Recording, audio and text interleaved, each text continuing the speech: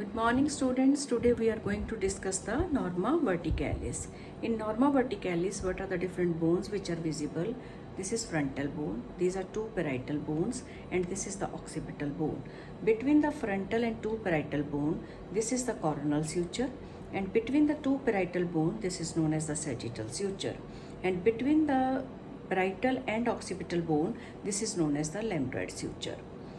Now the meeting point of the coronal suture with the sagittal suture, this is known as the bregma.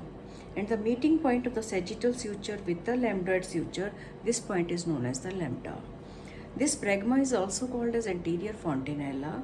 In case of infant, it fuses by the age of 1.5 years, and this posterior point, which is the lambda, it is also called as the posterior fontanella, and the posterior fontanella closes by the age of 2 to 3 months. Now if we see this separated part, if it is separated from the skull, it is known as the skull cap or vault. Now if we keep the vault like this, the highest point on the sagittal suture is known as the vertex of the skull.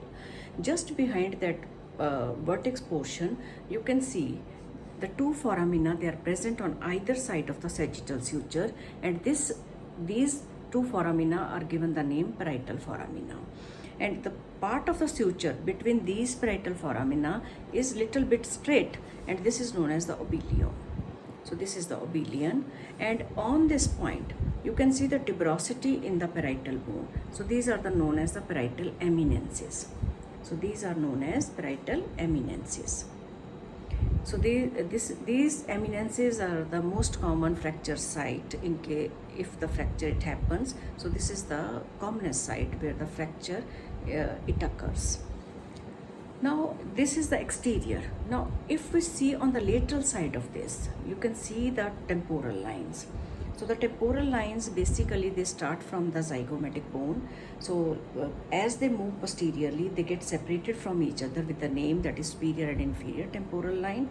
Superior temporal line, it fades as it goes posteriorly, but inferior temporal line, it continues with the suprameatal crest present above the external acoustic meatus.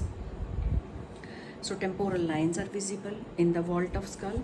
Now if we see the interior part of the vault, so again what is visible? This is the coronal suture, this is the sagittal suture, sagittal sulcus. So this sulcus, it widens as it goes posteriorly, and this is the lambdoid sulcus.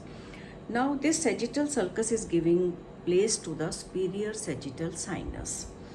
Now as we go anteriorly, here the frontal crest is seen. So this is the frontal crest, and on either side of the sagittal suture, large pitted area is seen. So these are known as foveolae. So these foveolae are visible on either side of this sagittal suture. Another important thing which is visible in the interior of the skull is marking of the vessels. You can see the marking of the vessels. So these are the marking of the vessels.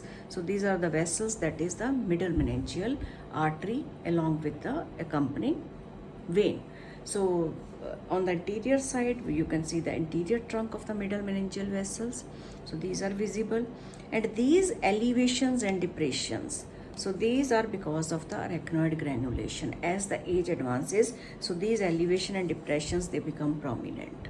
So this is the interior of this skull, and in the interior part, you can see here we have seen the parietal foramina on outer side. So on the inner side, you can see the opening of these parietal foramina.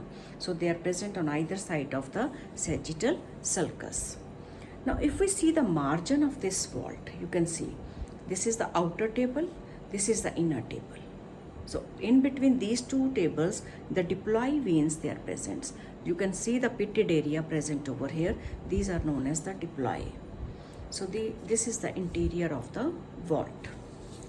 So if you like my videos, and please I request you to kindly like it, share it, and subscribe it. Thank you.